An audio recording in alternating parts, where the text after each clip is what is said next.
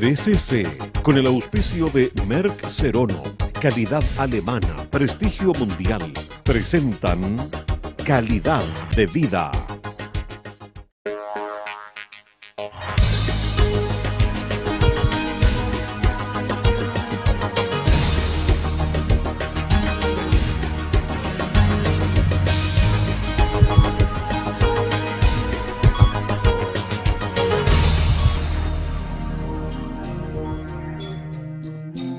Existen tres tipos de virus de influenza, que se clasifican en A, B y C, siendo los dos primeros los responsables de nuestras afecciones en la época de invierno. La influenza es una enfermedad de muy fácil contagio, basta un simple estornudo de un compañero de oficina para su propagación. Lo grave es que este virus es mutante, por lo que nunca se sabe con exactitud qué enfrentaremos cada año. El virus de la influenza es nuestro tema de hoy en Calidad de Vida. Bienvenidos a este nuevo programa de Calidad de Vida a través de las pantallas Canal 13C. Esta semana, como se nos viene el invierno, tenemos a un distinguido médico broncopulmonar. Él es el doctor José Antonio del Solar. Muy bienvenido, José Antonio, a nuestro programa. Gracias por venir. Muchas gracias a ustedes también por invitarme. El doctor del Solar estudió en la Universidad de Chile, posteriormente se especializó en California, en Loma Linda, en toda su, la Universidad de Loma Linda, toda su parte de especialista broncopulmonar. Trabajó en el Hospital del Tórax 25 años y actualmente está trabajando full time en la Clínica Las Condes. Muy concretamente, José Antonio, ¿qué es la influenza? Bueno, la influenza por definición es una enfermedad viral que compromete el aparato respiratorio. Es una enfermedad respiratoria. Y consiste en una inhalación por otra persona que está contagiada de un virus que infecta la parte alta del aparato respiratorio hasta la tráquea y no invade hacia los pulmones salvo excepcionalmente. Yeah. Como definición, entonces, también es importante saber que es una enfermedad viral que no debiera producirse de nuevo en el futuro porque la inmunidad se presenta para siempre. Lo que ocurre es que la influenza va cambiando, va mutando, entonces el organismo no la reconoce como un germen que ya fue, que lo infectó. O sea, va mutando año a año, por eso que uno se enferma todos los años, digamos. Exactamente. Si va mutando año a año, la pregunta que uno se hace, si las vacunas tienen algún grado de influencia y si la tienen, ¿por qué? Las vacunas son fundamentales, son elementos de manejo de esta enfermedad que muy interesantes, porque lo que ocurre es que en cada hemisferio, en el periodo de invierno, se produce una epidemia. Esa epidemia generalmente o muchas veces tiene un germen que muta. Yeah. Ese germen se descubre y se lleva como vacuna al hemisferio sur. Eso que el germen muta significa que el germen cambia, se cambia su estructura. ¿Ah? Exactamente. Cambia la estructura y el organismo no la reconoce. Lo importante de la vacuna es que cada año va cambiando. En el caso del H1N1, que es la que nos convoca hoy día para conversar, es una vacuna que afortunadamente llegó, el año pasado no la teníamos, y además no ha cambiado el germen, o sea, el germen sigue siendo exactamente el mismo. Ya, es como estable. Ha sido estable, no ha habido un cambio, por lo tanto sabemos que la influenza que viene ahora es parecida al año pasado y la vacuna que tenemos ahora nos permite controlarla.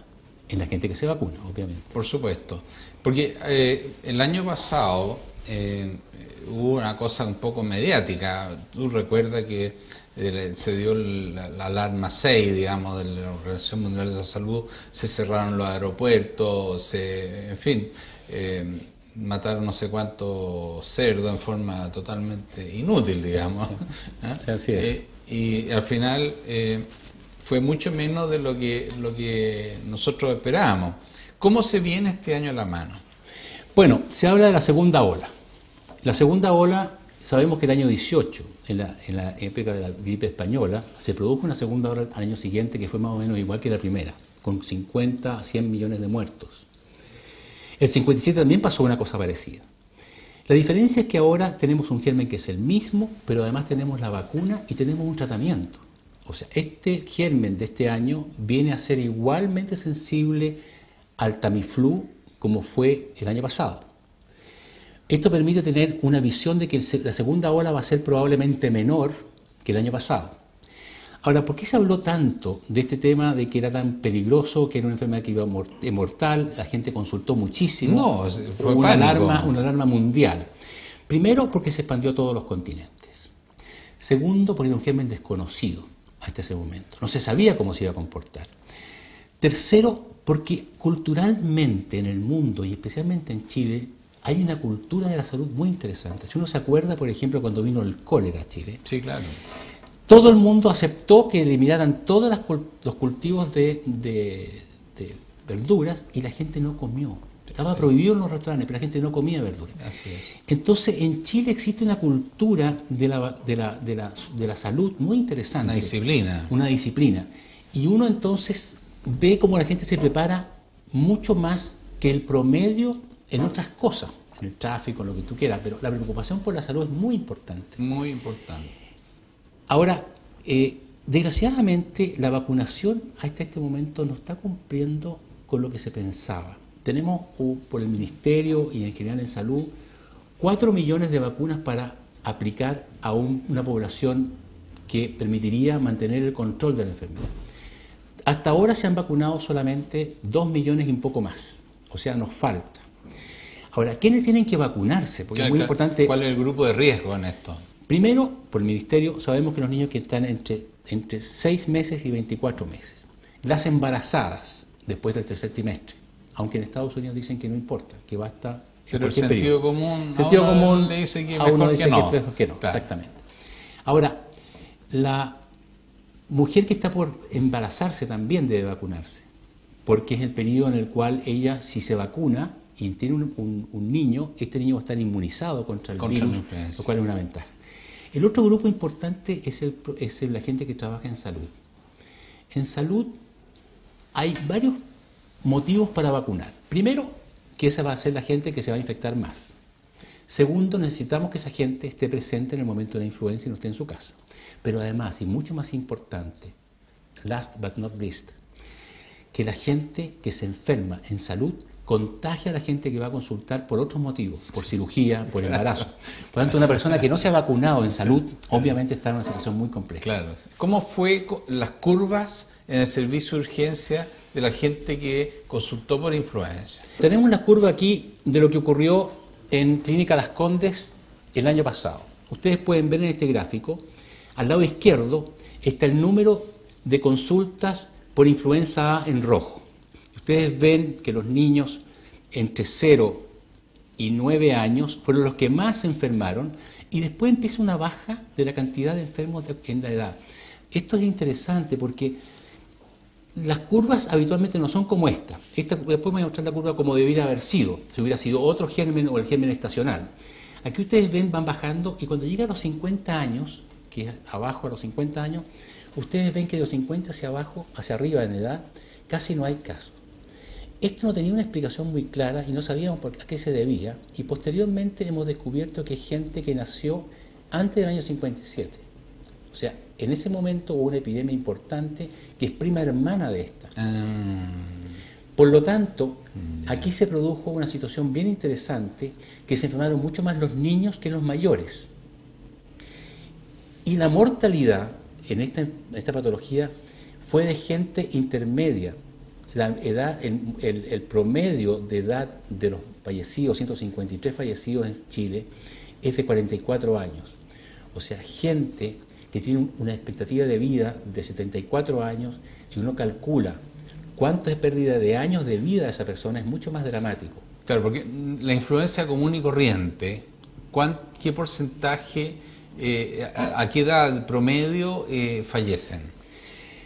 En la común y corriente la gente mayor. Mayor. La gente mayor, esa es la que más se enferma y la que más se muere. Lo que pasa es que no es lo mismo morirse a los 9 años No, por supuesto, claro. o una embarazada, No, por supuesto. que una persona que ya está al final de su vida y que obviamente lo que le queda por delante es muy relativamente poco. Por eso esta epidemia fue tan dramática, porque mata a los jóvenes y no le pasa mucho a los mayores. Por lo tanto, la vacunación tiene que tomar en cuenta que hay una población de riesgo que es mayor que otra. Esta influenza, cuando te ataca fundamentalmente el pulmón. Eso es lo... No, la vía respiratoria alta, no el pulmón. Ya. El pulmón es más raro. O sea, la enfermedad viral por influenza ataca generalmente de tráquea para arriba Ya. y no hacia el pulmón.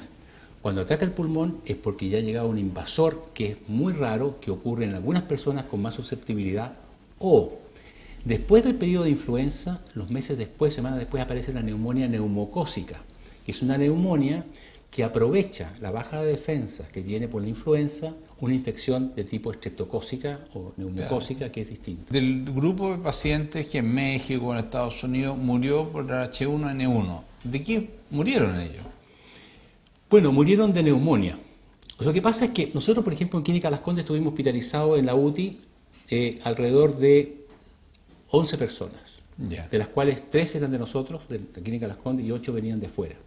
Ninguno falleció, pero estas neumonias fueron tan graves que en varios hubo que usar ventilación mecánica y sobre todo ECMO, o sea, una circulación extracorpórea, en el fondo un pulmón artificial, Claro. un pulmón corazón artificial. No te voy a preguntar la H1N1, sino que en la influenza común y corriente, ¿los medicamentos antivirales tienen algún efecto?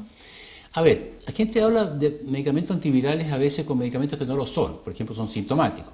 De hecho, por ejemplo, nos encontramos con medicamentos que venden over the counter, o sea, sin receta, que actúan sobre los síntomas. Ahora, los medicamentos antivirales propiamente tales, los que actúan, por ejemplo, como es oseltamivir, que es el Tamiflu, actúa en algunos virus y en otros no. No se puede saber de antemano. O sea, la posibilidad de que venga una infección sensible al Tamiflu es solamente la posibilidad de saber qué tipo de germen es cuando se empieza a tratar. ¿Qué es lo que pasó con el H1N1? Que se pensaba que no era tratable y resulta que fue muy sensible en el 90 y tantos % al Tamiflu. Vamos a hacer un pequeño receso. Vamos a dar a nuestros patrocinadores un segundito y ya volvemos.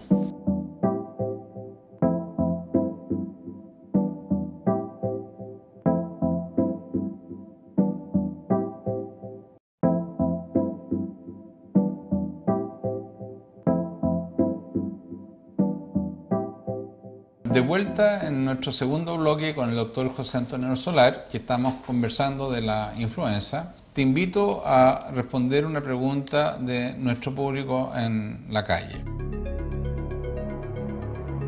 ¿Qué diferencia hay entre un simple resfriado y la influenza? Es muy importante esa pregunta porque la gente confunde el resfrío común con esto. Y muchas veces consultan por una sintomatología que no corresponde o piensan que es un resfrío común a lo que es una influenza. ¿Cuál es la diferencia o las diferencias? Primero, el resfrío común da mucha rinorrea, romadizo, congestión Rinorrea nasal. sale... Congestión nasal. Congestión y moquillo nasal. Moquillo nasal. No produce malestar general, rara vez produce fiebre y la tos es más bien poca. En la influenza, sin embargo, el compromiso es muy violento, la persona se siente muy mal. En cosa de horas. En cosa de horas, incluso las personas pueden reconocer en qué momento se produjo.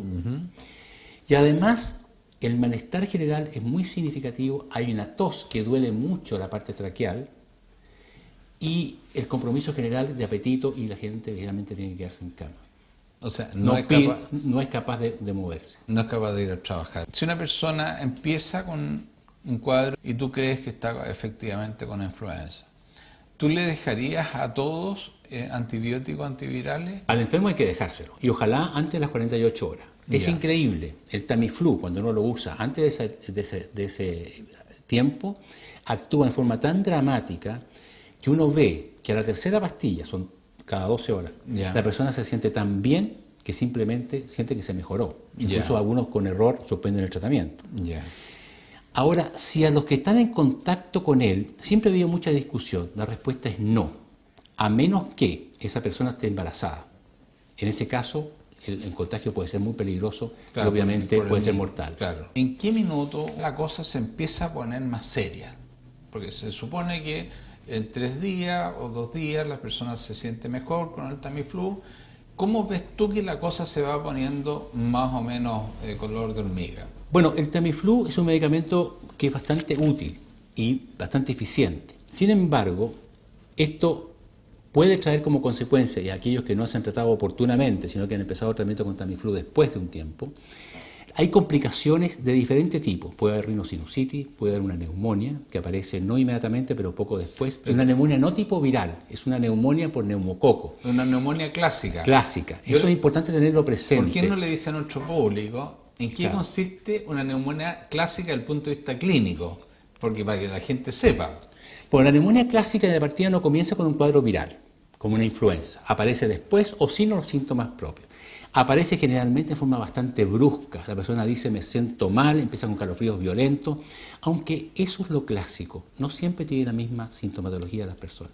Pero hay tos, a veces seca, a veces con flema, fiebre alta, dificultad para respirar, malestar general y el apetito muy malo. Y a veces dolor aquí. Y un dolor pleural que es variable dependiendo si hay compromiso más de la pleura, que se caracteriza por una respiración que impide que la persona respire profundo. Se produce un dolor, como quien dice, que topa la respiración. Claro, pero, estábamos viendo, ¿no es cierto?, la persona que tuviste por influenza y que fue derivando, ¿no es cierto?, a un cuadro, a una neumonía neumocócica en un plazo de una semana. Yo entiendo que esa persona debe ser hospitalizada de inmediato, ¿no es cierto?, por el riesgo que va corriendo, porque está empezando a seguir un camino peligroso. Bueno, hospitalizado, evidentemente hay que hacer controles de germen que tiene y controles de oxígeno y cómo está la parte radiológica. Ahora, una persona relativamente joven puede evolucionar mucho mejor, a pesar de que la parte de influenza puede ser peor, que una persona mayor. Las complicaciones de las personas mayores por neumonía son mucho más complejas, requieren un tratamiento mucho más prolongado y generalmente hay patologías asociadas. O sea, lo normal es que una persona que tiene patologías como diabetes, que han sido tratamiento con corticoides, ese tipo de personas tiene mucho más posibilidades de una neumonía más grave que requiere un tratamiento más prolongado. No, por supuesto, porque tiene inmunosupresores. ¿Tú nos habías traído otras gráficas para ilustrar? Aquí quiero mostrar, por ejemplo, cómo se comporta la influenza normal y qué diferencia tiene con la actual, que es muy interesante porque esta es una curva que nos llamó mucho la atención. Si ustedes se fijan en la línea negra, al lado izquierdo, en 0,4, nos encontramos que entre 0 y 4 años la enfermedad le produce una gran cantidad de patología. Y al final de la vida, los negros que están al lado derecho, más de 80 años, es mayor aún la mortalidad por esta enfermedad de influenza estacional, la que hemos visto siempre menos la de ahora, que es distinta. Claro, la influenza común y corriente. Común y corriente. Y aquí tenemos, por ejemplo, en naranja, no sé si usted lo ve en naranja o rojo, que la curva empieza a ser completamente distinta en edad. Si vemos, por ejemplo, entre 0 y 20 años empieza a subir la cantidad de enfermos. Y a los 35 o 39 llega un pic. A esa edad se producen más patologías, más enfermos a esa edad. Curiosa, porque son gente mucho más sana.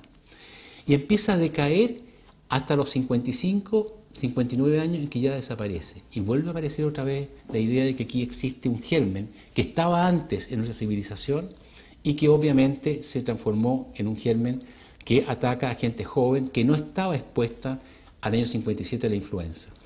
Ahora, con respecto a lo que tú contaste de la muerte de los indígenas de México, la influenza ha convivido con el ser humano toda la vida. Toda la vida. Y el ser humano, por su evolución, ha ido superando y han sobrevivido aquellos que son más sensibles. Así es. Por lo tanto, que haya pasado eso en México demuestra que nosotros tenemos mucho más capacidad de supervivencia en el tiempo frente a este germen que nuestros antepasados, muy probablemente. Y también encontramos un problema, que los gérmenes pueden ir cambiando de tal forma que nos encontremos con una civilización, nosotros, que no somos susceptibles de curar o de defendernos frente a ese germen. Por eso esta preocupación por estos gérmenes raros que aparecen desde los animales, en que hay un contacto entre las aves y el ser humano, entre el cerdo y el ser humano, en que se transmiten los gérmenes. En el cerdo los cerdos se enferman con la influenza humana. Lo que pasa es que el cerdo no contagia al humano. Pero eventualmente un cambio en el cerdo puede transformarse en una epidemia tremenda, con grande mortalidad, y lo que esperábamos el año pasado. Nosotros pensábamos una gran mortalidad el año pasado porque no había antecedentes de un germen parecido. Y descubrimos que un germen era parecido cuando vimos que la gente mayor no se enfermaba. Por lo tanto dijimos, este es un cuadro parecido al año 57. O sea, esto es una cosa antigua que volvió a darse nuevamente. Exactamente. Qué curioso, ¿eh? O sea, este virus en realidad se comportó de forma muy distinta. Por ejemplo, veamos acá otra experiencia que podemos mostrar. En verde son las consultas normales en Clínica Las Condes, que son más o menos 200, entre mayo y julio, o sea, los mismos meses. En verde, como dije, vemos el promedio, se mantiene más o menos igual el 2006 y el 2008. ¿Qué pasa el 2009? En junio, como el 15 de junio, llega a sobrepasar las consultas promedio de Clínica Las Condes.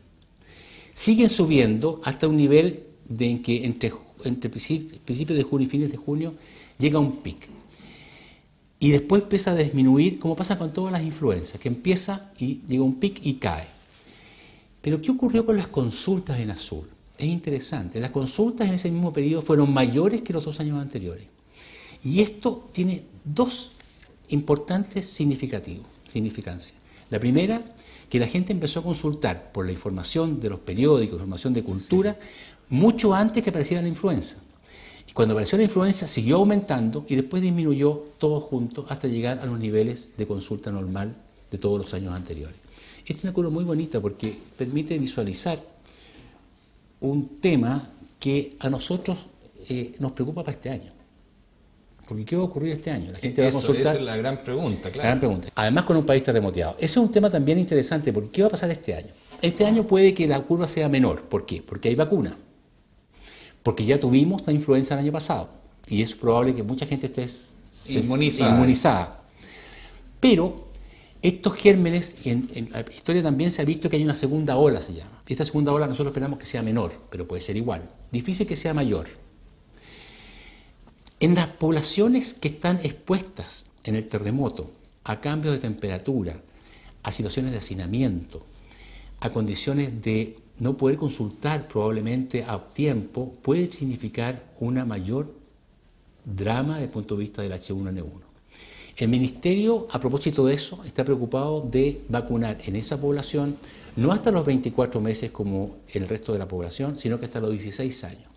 ¿Y cuál es la idea? La idea es que los niños hasta los 16 años van al colegio y el contagio se produce en el colegio y después llegan a los adultos a la casa. Por lo tanto, si uno vacuna a los niños, produce una barrera a los adultos y los adultos, aunque no estén inmunizados o estén sensibles, no reciben el virus porque no les llega. Y quiero mostrar a propósito de eso otra curva más, que es la siguiente, que muestra lo que estaba diciendo recién.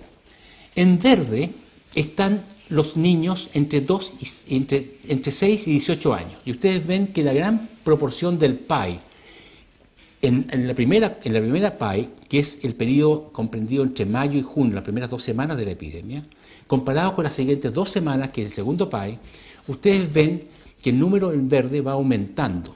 O sea, el número de niños o entre 6 y 18 años va aumentando en número de consultas comparado con los azules, que son entre 18 y 50. Esto viene a mostrar lo que te decía yo con respecto al terremoto, que primero se enferman los niños y después los adultos. Y aquí vemos muy bien como los primeros eran puros niños y después eran casi puros adultos. Entonces esta es una epidemia que ataca en forma selectiva en diferentes periodos de tiempo.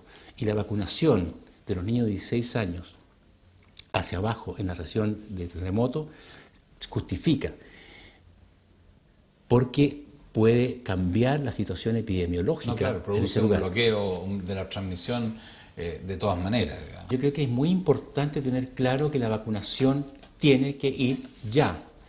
La vacunación cambia el sentido de la enfermedad.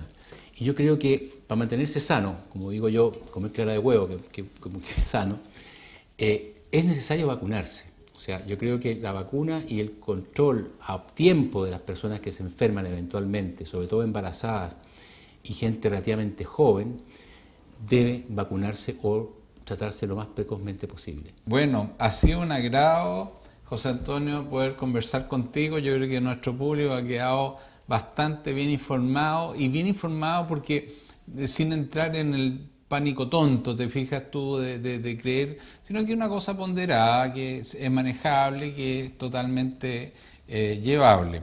Que tengan todos ustedes una muy buena semana. Nos despedimos nuevamente del doctor de Solar y le agradecemos. Muchas gracias. Muchas gracias a ustedes por la invitación. Y nos vemos la próxima semana, siempre el martes a las 10 de la noche.